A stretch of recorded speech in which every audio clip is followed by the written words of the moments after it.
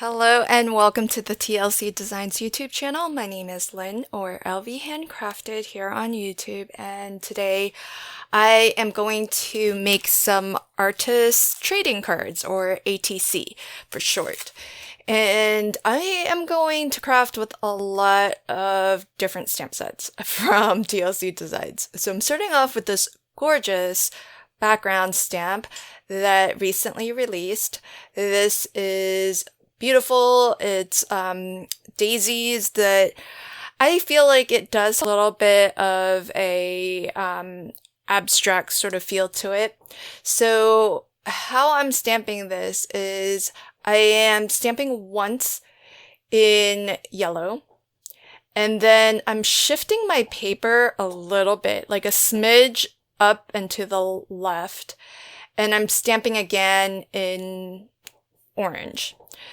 That little bit of an offset is going to achieve two things. It's going to make it seem like there's a little bit more dimension there, where that yellow layer is maybe a little bit where the highlights are, and the orange might be where the shadows are. The other benefit that it's serving is that the stamp, you do need to kind of overlap it a little bit with a previously stamped area in order to repeat the pattern. And so I am going to end up with where there's a strong overlap. You'll start to notice it here. The more abstract two-tone stamping kind of hides that a little bit where there is that overlap. So you can't, hopefully, tell quite as much that this is a smaller background tile that's been stamped several times across this larger sheet of paper. So that's one of the reasons to be a little bit more kind of loosey-goosey with the stamping, because if I try to get everything super precise and perfect, then anything that's just even a little bit off is going to stand out quite a lot. So that's one of the reasons why I'm doing a little bit of that offsetting, because if it's off anywhere as I'm tiling to repeat the stamping, that's going to be a lot less noticeable. Especially so because I will be cutting this panel down. So right now it's pretty obvious, that middle portion where that overlap is. You can tell pretty obviously and at a glance that there's some overstamping there. But today I'm making ATCs, and if you're not familiar with ATCs, they are trading cards that are the same size as, say, baseball trading cards. So they measure 2.5 wide by 3.5 tall.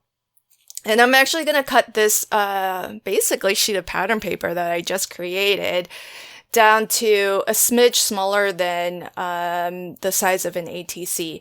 So I'm aiming for, I actually cut it down 3/16 of an inch more narrow and shorter, but you can cut it to whatever dimension you like, just depending on how much of that border you want visible. So I've cut down all of my pattern papers that we just custom stamped. I've cut down what will essentially be the base of my ATC. And now look at all of these fun stamped images I have.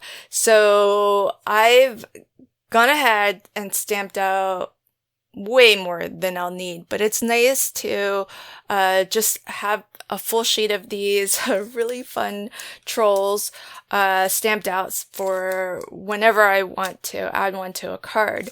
And there are several different steps or stamp sets that these images come from. So the one I'm coloring right now, for example, is from Totally For You, and in that one you'll see a little toadstool, a cricket, and a mushroom, as well as some sentiments. The first one that I colored up, that one is actually from trolling by, and there's actually two trolls, a little girl and a little boy in that one. This one that I'm coloring up now is from Toga Angels, and this one does also include a little girl and a little boy troll, as well as some sentiments, and some different accessories that you can actually adorn your trolls with. So that one's super cute. And I'm doing really simple coloring. So I've got one of my Aquaflow pens by Nuvo, and I am essentially just using the one color pens. I do have a second pen in yellow just to add, because you remember Troll Dolls had, a lot of them had the rainbow hair. So I was trying to kind of achieve a little bit of that feel where it's green at the roots and yellow at the tips, so that there's a little bit of color variation. Not quite rainbow, but I wanted to keep the color palette really simple.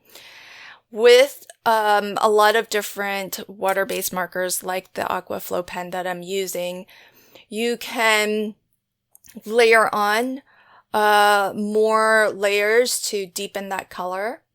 And that way, even with just the one marker, you can get a little bit of shadow, a little bit of highlight.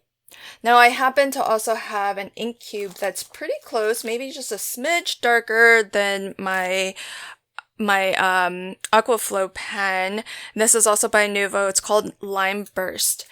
And what I'm gonna do is just ink all four edges of the ATC card base that I cut out. And this will match really well with the coloring that I've done on the trolls. It kind of brings everything together a little bit. And that way I don't have to cut another piece of solid color cardstock. So not only do I have a perfect, well, maybe not quite perfect, but a really good match, because it is by the same brand, my marker and my ink pad. And you don't really need to cut down more paper. You can just ink that little bit around the edges and get that sort of colored border all the way around. And now to sort of put everything together, I did off screen grab a sentiment from the Warm and Fuzzy Unicorn set. The full sentiment is warm hugs, but I only stamped out the word hugs. Because these trolls, they're a really nice size, and so they do take up a good portion of the ATC. I also did round the corners on my ATC cards. That way I don't have those like super sharp corners, but I just feel like it adds a nice feel to it as well. And for anyone who does like to collect these ATCs, if they put them into those baseball card sleeves holders, the sharp corners won't sort of pierce through, their sleeve, and I think it's just easier to slip into the sleeve. So I always like to round the corners on my ATC before sending them out. And you can see once you have all of the elements, and you could do this same combination of techniques if you want to mass produce notes or cards in the same design, just creating a full 8.5 by 11 sheet of cardstock or paper to make your own custom background. And then simple coloring, just monochromatic coloring, I think is a striking different look, but also really fast. Because today I'm making 9 ATCs, and so if I had to color all of those images, it would take quite a lot of time, especially since I'm a slow colorist. So it's nice to be able to do some quick coloring, and with your water-based markers, even just using the same color, if you go over the same area a couple of times, it can darken that color. So even though you're using the one color marker, you can still get some dimension, you can still get some depth and shadows and highlights. So the coloring still looks really nice and finished, but it's still going to be really fast to achieve because you only need the one color. And by doing some selective coloring, I think it just makes everything look just a little bit interesting and different. And so when it comes time to assemble everything, I am sort of working in a little bit of a kind of conveyor belt factory line method. So I feel like I move a lot faster if I, for example, put, all of the my custom pattern paper, attach all of that first, and then attach all of my characters first. And so that way it sort of speeds things up a little bit.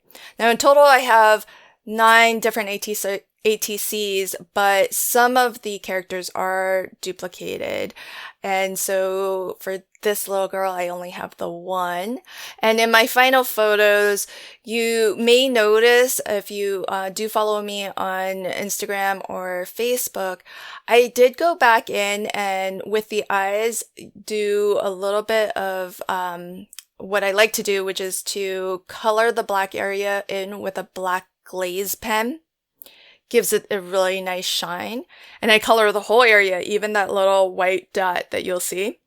But after that black glaze pen has dried, I'll actually go back in with a white gel pen and dot that white sort of specular highlight back in, because that's really important to really make the character feel alive and just makes it really cute. But in total, the combination of the black glaze pen and the white gel highlight just darkens the eye area, makes it a little bit shiny, so it also helps make those characters come to life. I hope that you enjoyed this video today. Let me know what you think in the comments below.